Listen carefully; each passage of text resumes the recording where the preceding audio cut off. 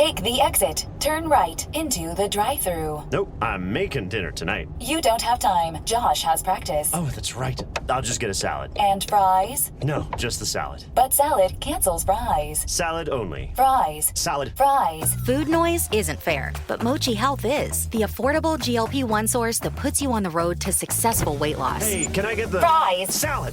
Sorry. Learn more at joinmochi.com. Mochi members have access to licensed physicians and nutritionists. Results may vary.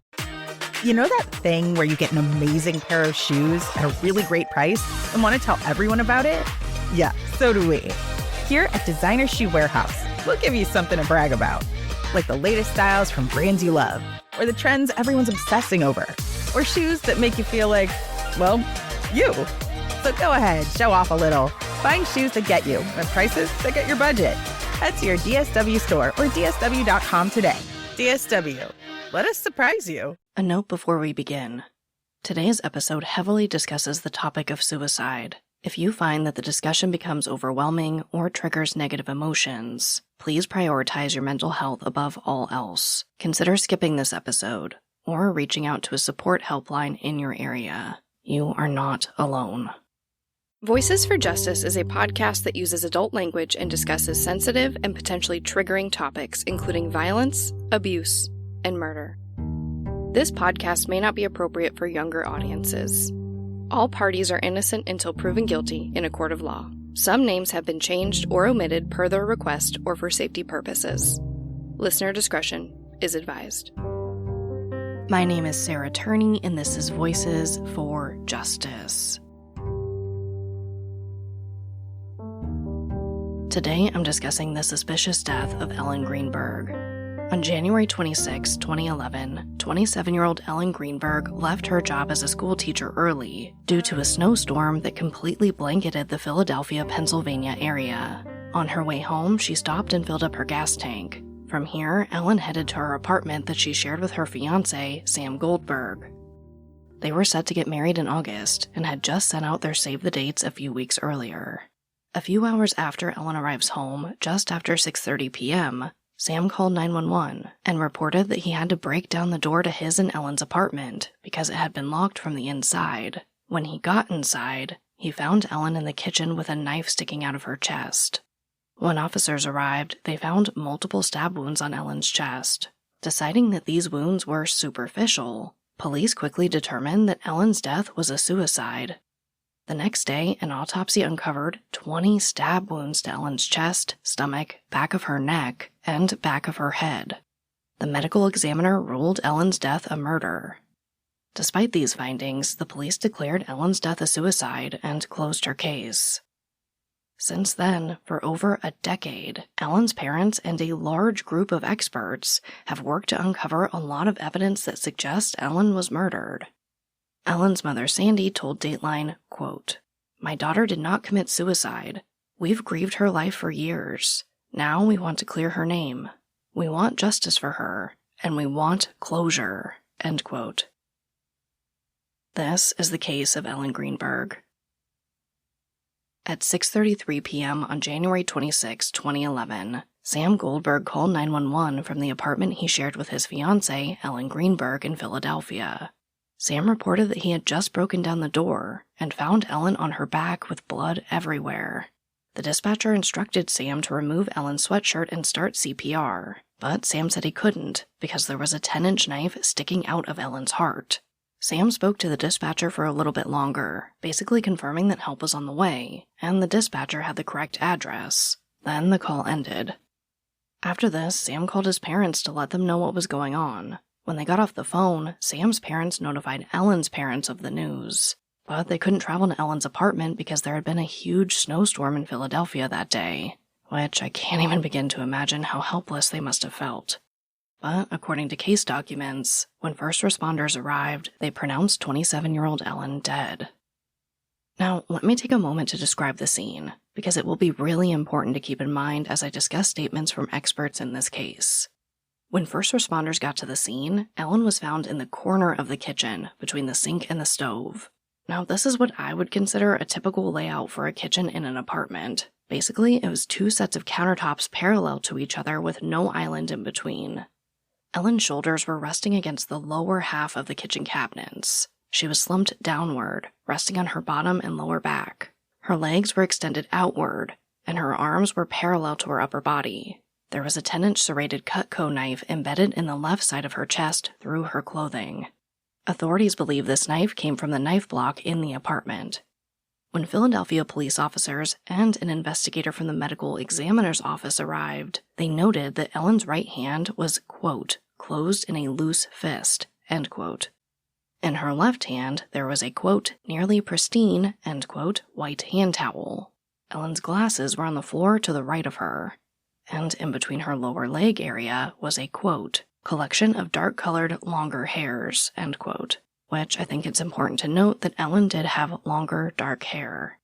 When authorities examined Ellen's body, they found other wounds on her chest, which they described as being superficial. They also said there were no obvious defense wounds found on Ellen. Authorities further noted that there was blood found on Ellen's face, right hand, clothes, and boots.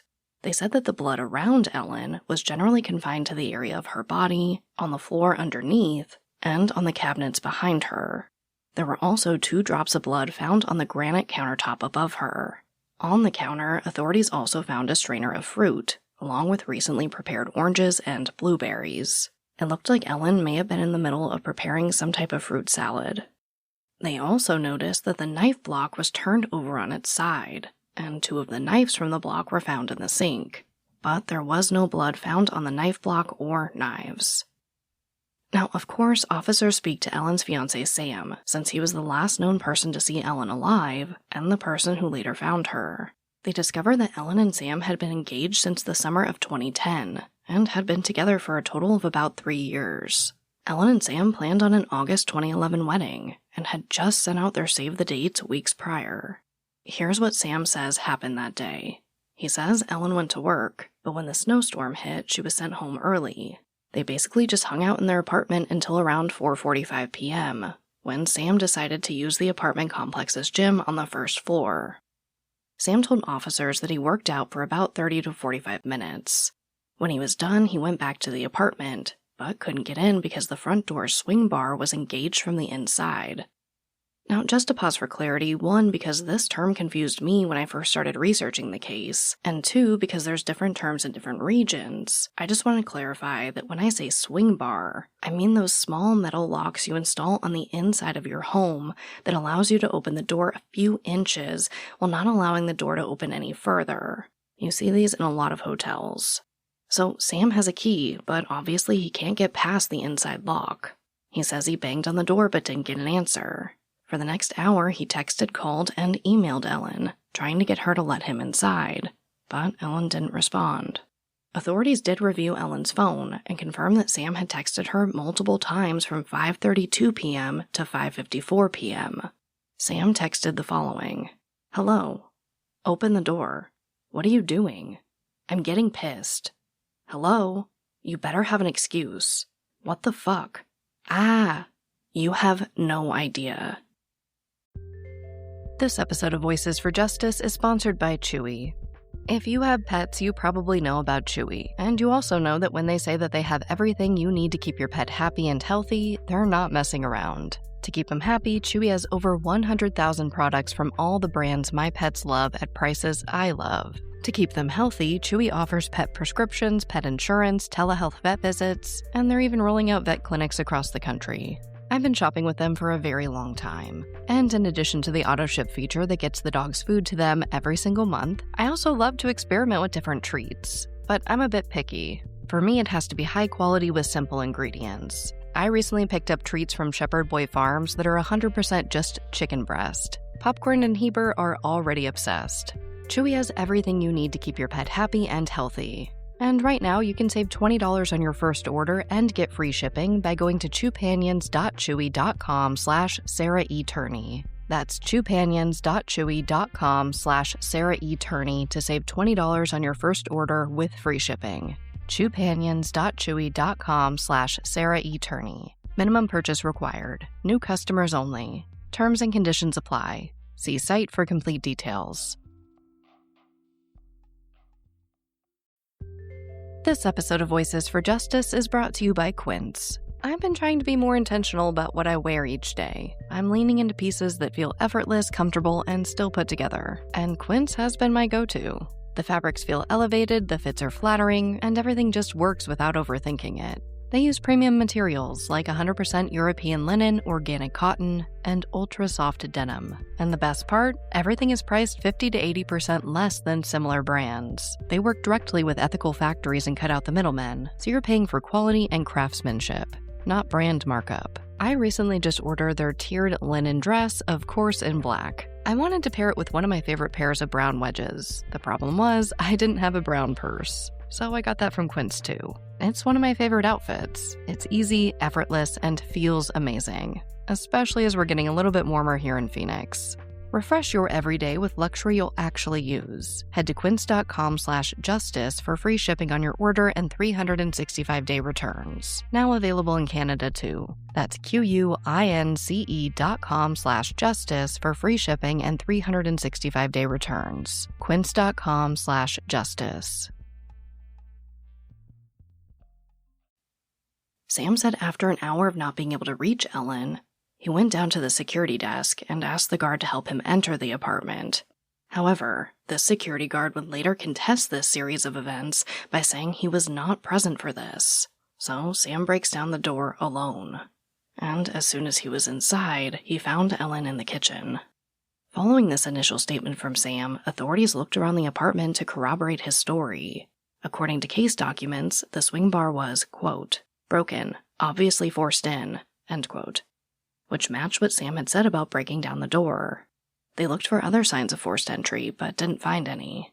The only other entrance to the apartment was a rear sliding door leading to a patio, and it was pretty obvious that no one had entered or exited through the patio. Not only was it 6 stories high, but there was a blanket of snow on the floor of the patio that hadn't been touched. There was no sign of a struggle, and nothing was stolen. 3 laptops, Ellen's cell phone, and her expensive heirloom engagement ring were all still in the apartment. Authorities continued searching. They found a paper booklet inside of Ellen's wallet, which, quote, resembled a journal of medications and Ellen's state of mind, end quote. This journal was last dated January 16th. Officers also found Ellen's medications, Klonopin and Ambien. They did not find a suicide note. Officers briefly canvassed the apartment building, speaking to neighbors, who said that they heard Sam banging on the door, but they didn't report any other disturbances, like an argument. Officers also spoke to Ellen's parents, whom she was very close to. Ellen was the only child of Josh and Sandy Greenberg. When speaking with officers, Sandy said that she last talked to Ellen around 7 a.m. that morning while Ellen was on her way to work. Sandy says it was a pleasant conversation, and Ellen gave no indication that something was wrong. However, Sandy did tell officers that near the end of 2010, Ellen started battling issues with anxiety. She became withdrawn, less independent, and less happy overall. This was a stark contrast between her normally outgoing, upbeat, cheerful, and happy personality. Sandy said that Ellen told her family that she was overwhelmed with her classroom work. Sandy said that she and her husband had encouraged Ellen to see a psychiatrist, and she did. But Ellen's parents made it clear to police that Ellen never attempted suicide or had suicidal ideations.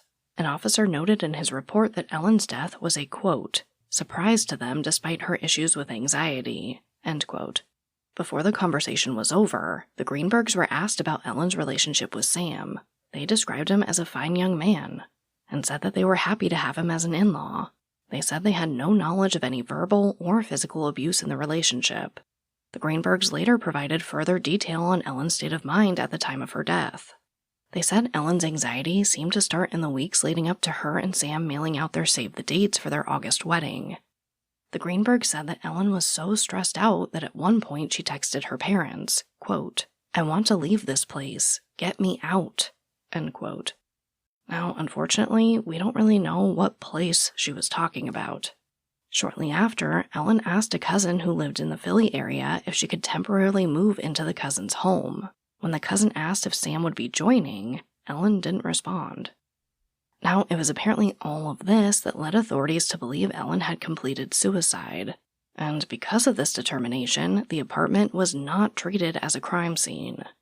According to case documents, the only items taken for evidence were the booklet found in Ellen's wallet and her meds. On January 27th, officers spoke to Ellen's psychiatrist and found that Ellen had been to 3 different sessions between January 12th and 19th, and she had a 4th appointment scheduled for the 27th. According to case documents, in her sessions, Ellen said that she had been dealing with severe anxiety for around 2 months. She was also having difficulty with work. Ellen mentioned that she was doing well at her job, but the school district changed some regulations. Ellen said she didn't know if she should quit teaching or work through the stress. Ellen's psychiatrist told police that she specifically asked Ellen about suicidal thoughts, and she denied ever having them. The psychiatrist also asked about Sam, and Ellen had nothing but good things to say about him. She mentioned that they were getting married in August, and said he was wonderful. The psychiatrist even noted a smile when she spoke of him. The psychiatrist also recalled asking about any verbal and physical abuse at home, which Ellen denied. After meeting with Ellen for the first time, the psychiatrist prescribed Klonopin and Ambien to treat Ellen's anxiety and to help her sleep. At Ellen's second session on January 19th, Ellen told the psychiatrist that the meds seemed to be working. The psychiatrist also noted that Ellen was doing, quote, way better, end quote. Now, while all this was happening, while officers were speaking to Ellen's psychiatrist, Dr. Marlon Osborne with the Philadelphia Medical Examiner's Office was performing an autopsy on Ellen. Prior to this exam, Osborne was told that investigators believed Ellen's death was a suicide. But here's what Dr. Osborne discovered. A total of 20 stab wounds, many of which were not superficial like authorities had previously assumed. There were 8 stab wounds to Ellen's chest, including the wound with the 10-inch knife, which was embedded 4 inches into her chest. The other 7 wounds to Ellen's chest ranged from 0.2 centimeters and 1.5 inches deep. Additionally, there was 1 wound to Ellen's abdomen, which was over 2 inches deep. On the back right side of Ellen's scalp, Dr. Osborne found a 2.5-inch long cut.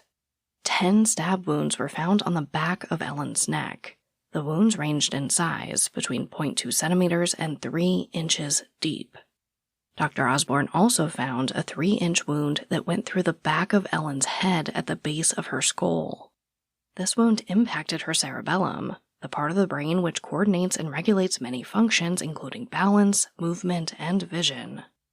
Finding this wound to be of note, Dr. Osborne removed and preserved portions of the cerebellum. Another wound of note was a 2 3/4-inch wound that went between Ellen's 2nd and 3rd vertebrae, and down over her spinal cord. Now, there was no obvious defect to Ellen's spinal cord. This meant Dr. Osborne couldn't determine the extent of the injury, or the effects on Ellen's ability to keep moving. However, he could conclude that the injury would have incapacitated Ellen, due to both the pain and the physiological responses. He also removed and preserved the segment of her spinal column, which included the wound. Additionally, Dr. Osborne found 11 separate bruises on Ellen's wrist, right arm, abdomen, and right leg, and they were all in various stages of healing. Dr. Osborne did not investigate the bruises any further than notating them. Toxicology testing showed Klonopin and trace amounts of Ambien in Ellen's system, which of course we know were both prescribed medications. According to Dr. Osborne's report, the wound to Ellen's spinal cord alone suggested that Ellen had been the victim of a homicide, not a suicide. His official determination was that Ellen had been murdered. Insurance isn't one size fits all. That's why customers have enjoyed Progressive's Name Your Price tool for years now. With the Name Your Price tool, you tell them what you want to pay, and they'll show you options that fit your budget. So whether you're picking out your first policy or just looking for something that works better for you and your family, they make it easy to see your options. Visit Progressive.com. Find a rate that works for you with the Name Your Price tool. Progressive Casualty Insurance Company and Affiliates. Price and coverage match limited by state law. What they did to your family, you're lucky to make it out alive. Streaming on Peacock. These men are going to come after me. Taking them out is my only chance. Put a bullet in her head. from the co-creator of Ozark. Looks like a family was running drugs. Execution-style killing, it's rare for the keys. And it leads on who they might have been running for. The cartel killed my family. I'm gonna kill them. All of them. MIA. Streaming now. Only on Peacock. After the autopsy, the medical examiner's office publicly announced that they believed Ellen's death was a homicide, not a suicide. Now, unfortunately, Ellen's parents weren't told about the change in Ellen's manner of death. They had to find out from a friend who heard it on a news report. According to court documents, the Philadelphia Police Department, or PPD, immediately pushed back against Dr. Osborne's determination of homicide. They asked him to change his findings to pending while the homicide department investigated Ellen's death. However, Dr. Osborne did not comply with this request. Hours after the PPD learned of Dr. Osborne's determination of homicide, the media reported that the police did not consider Ellen's death a homicide. Instead, they were calling her death suspicious. On January 28th, 2 days after Ellen was found, homicide detectives went to search Ellen's apartment, but they didn't find any significant forensic evidence. However, they did collect her engagement ring as evidence. The Inquirer reported that detectives further looked at Sam's key fob records to double-check his story and timeline, and it matched what he told investigators. Detectives also tested the knife and Ellen's clothes for DNA, and only Ellen's was found. On January 29th, police obtained Ellen's cell phone and work and personal laptops, as well as Sam's laptop. Ellen's personal laptop was sent to the FBI for analysis. That same day, police announced that they were leaning towards suicide and were looking into Ellen's mental health. At this point, it was pretty obvious that homicide investigators believed that the investigation pointed towards suicide. They cited Ellen's anxiety and the apartment being locked from the inside with no sign of a struggle. But Dr. Osborne did not agree. He said Ellen's death was a murder. Because of the discrepancy, they pulled in another expert. This is Dr. Rourke Adams, an independent neuropathologist.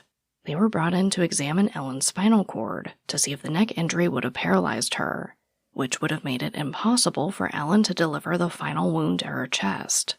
According to Dr. Osborne's report, Dr. Rourke Adams determined that the spinal cord sheath had been damaged, but the actual cord was intact, leading the neuropathologist to believe that the injury did not incapacitate Ellen.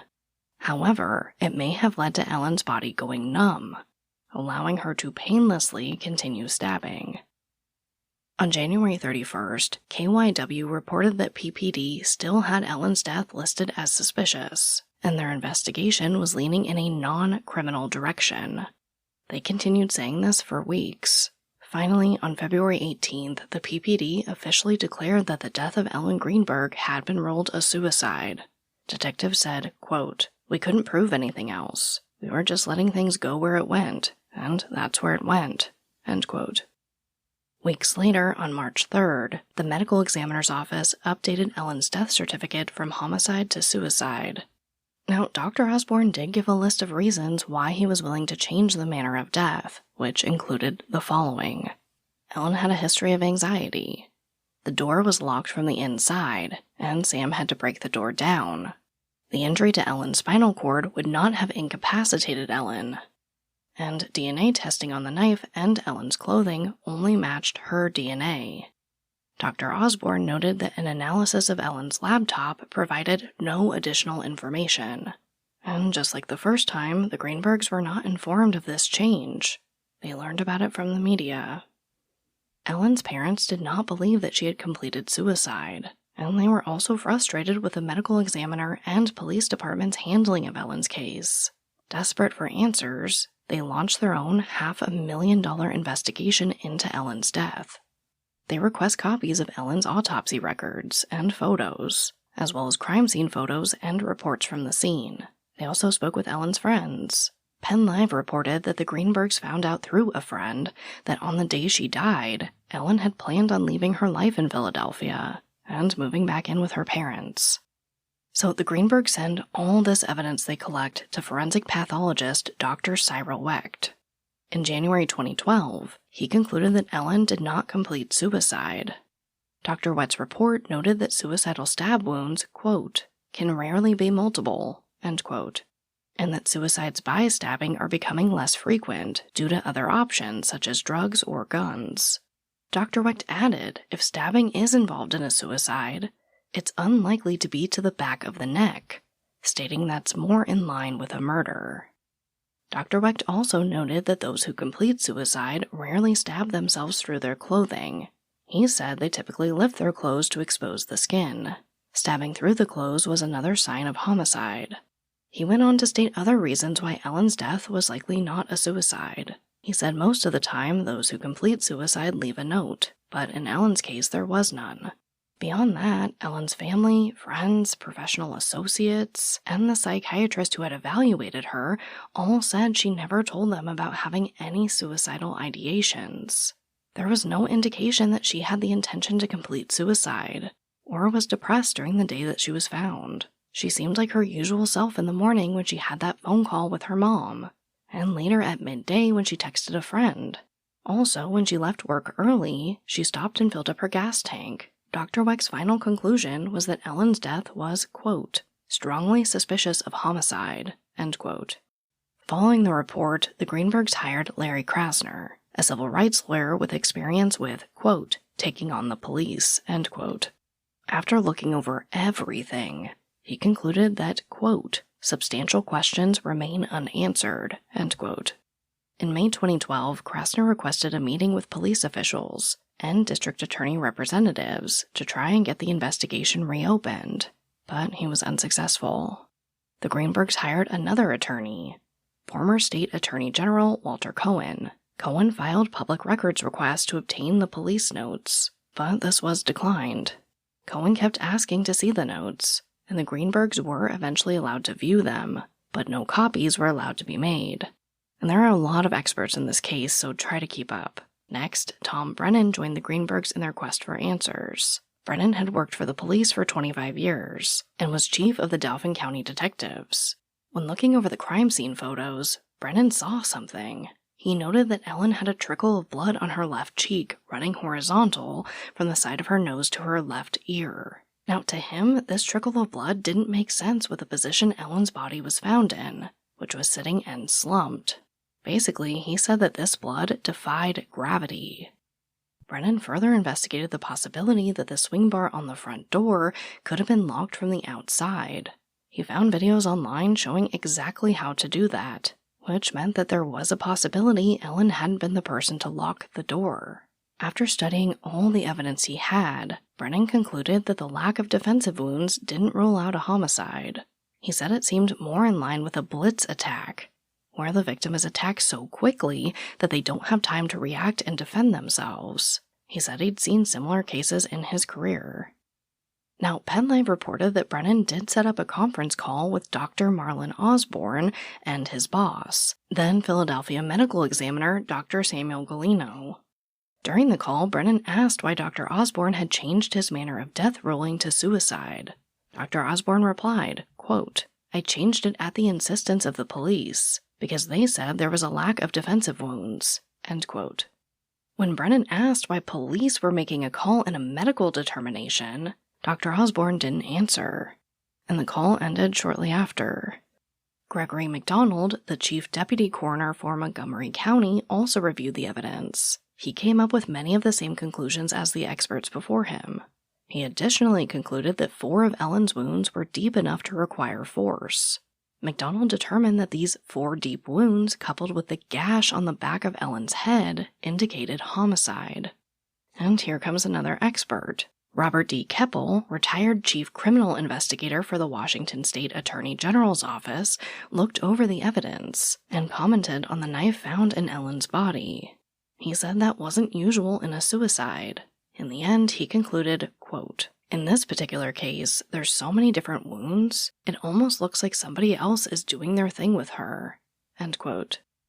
And here comes another expert. In 2015, homicide investigator turned private investigator Guy DeAndrea took on the case. He came to many of the same conclusions as the other experts before him, but he also realized that a major piece of evidence was missing from the case files, the neuropathology report on Ellen's spinal cord. If you recall, Dr. Osborne's autopsy report stated that Dr. Rourke Adams had examined Ellen's spinal cord and determined that Ellen wasn't incapacitated after the wound to her spinal cord, which meant she would have still been able to stab herself. DeAndrea searched everywhere for Dr. Rourke Adams' report, but couldn't find it, so he requested a copy from the police and the medical examiner's office. DeAndrea was told that they couldn't find it, or it didn't exist. And there was no invoice for the service. Dr. Rourke Adams later told the Inquirer that she had no recollection of working on Ellen's case. She said that the lack of any invoice or report on her findings confirmed that she had no involvement. Now, this is important because the Greenberg's attorney believes that Dr. Rourke Adams' involvement, or lack thereof, is crucial to their case, as the neuropathologist's conclusion was a necessary element in Dr. Osborne's ultimate suicide finding. When DeAndrea was done investigating Ellen's case, he concluded that, quote, "For every piece of evidence someone could point to and say this was a suicide, I think someone could reasonably, on the other end, point to evidence, even that same evidence, that would suggest it was a homicide." End quote. Zootopia 2 has come home to Disney+. Let's go!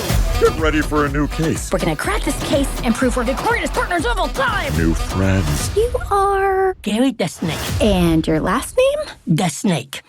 Dream Team. New habitats. Zootopia has a secret reptile population. You can watch the record-breaking phenomenon at home. You're clearly working at Zootopia 2, now available on Disney Plus, rated PG. Ryan Reynolds here from Mint Mobile. I don't know if you knew this, but anyone can get the same premium wireless for $15 a month plan that I've been enjoying. It's not just for celebrities, so do like I did and have one of your assistants switch you to Mint Mobile today. I'm told it's super easy to do at mintmobile.com/switch. Upfront payment of $45 for 3-month plan, equivalent to $15 per month required. Intro rate first 3 months only, then full price plan options available. Taxes and fees extra. See full terms at mintmobile.com. Basically, right now, there's just a big battle of the experts, and the Greenbergs continued hiring experts, who kept coming to the same conclusion as most of the experts before them. Ellen had more than likely been murdered. In January 2017, Dr. Wayne Ross, who specializes in forensic and neuropathology, looked over the evidence. He concluded that the wound to Ellen's cranial cavity severed the cranial nerves and brain. As a result, she would have experienced severe pain, cranial nerve dysfunction, and traumatic brain signs and symptoms including numbness, tingling, irregular heartbeat, respiratory depression, neurogenic shock, and impaired/loss of consciousness. And Dr. Ross found something else, something huge. He found evidence of strangulation. There was a mark on the front of Ellen's neck, which was consistent with a fingernail mark. This was in addition to the multiple bruises under her neck and in the strap muscles over the right side of her neck. Ellen's autopsy photos also showed evidence of a hemorrhage on the inside of her throat. Dr. Ross said that these patterns were compatible with manual strangulation. Dr. Ross also discussed the multiple bruises found on Ellen, some of which were fresh, many of which were older. He said the bruises were consistent with a repeated beating. According to the Greenberg's attorney, Dr. Ross further concluded that there was a strong chance that 2 knives, one serrated, one smooth-bladed, were used in Ellen's death, although the only knife recovered at the scene was of the serrated variety and found embedded 4 inches in Ellen's chest. Insert yet another expert. In April 2017, Detective Scott Eelman, who specializes in crime scene reconstruction and evidence processing and management, looked over Ellen's case. He did not come to a conclusion on if Ellen was murdered or if she completed suicide. However, like the experts before him, Eelman thought the blood on Ellen's face defied gravity, leading him to believe Ellen was not in the position she was found for part of the stabbings. Eelman further stated that the blood stain found on the floor between Ellen's right hand and the eyeglasses was of particular interest. He said the blood stain had a hard edge, indicating that there was either an intervening object preventing the flow of blood, or that the blood stain was somehow altered. Eelman said, quote, "Although it is difficult to discern given the photographs presented, there is an area of pinkish discoloration noted to the lower edge of the bloodstain, which may indicate some form of attempt to clean up or other altercation of the bloodstain. There is also a significant pattern noted within the bloodstain itself, which may be consistent with the footwear pattern or something else." End quote. Ehlman also noted that the swing bar on the front door didn't look like it had been kicked in. He said there was damage to the door side of the security latch, which was still attached to the door, and the screws were still present in the screw hole. The door jamb side of the security latch did not appear to show any damage. Furthermore, the floor underneath the door area did not show any evidence of debris from the damaged security latch.